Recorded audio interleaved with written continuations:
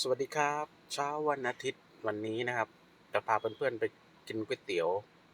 เนื้อตุ๋นแม่ปักคำสาขาศรีนครินทร์นะครับนี่เปิด24ชั่วโมงอ่ามีก๋วยเตี๋ยวไก่ตุ๋นก๋วยเตี๋ยวเนื้อตุ๋นนะครับเนื้อตุ๋นได้นิ่มได้นุ่มมากของลูกสาวก็จะเป็นเกาเหลาข้าวเปล่าของผมก็จะเป็นเส้นหมี่เนื้อตุ๋นอ่า บรรยากาศในร้านครับร้าน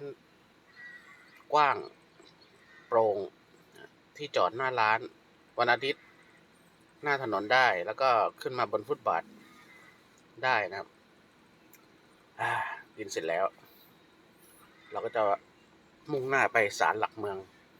จังหวัดสมุทรปราการกัน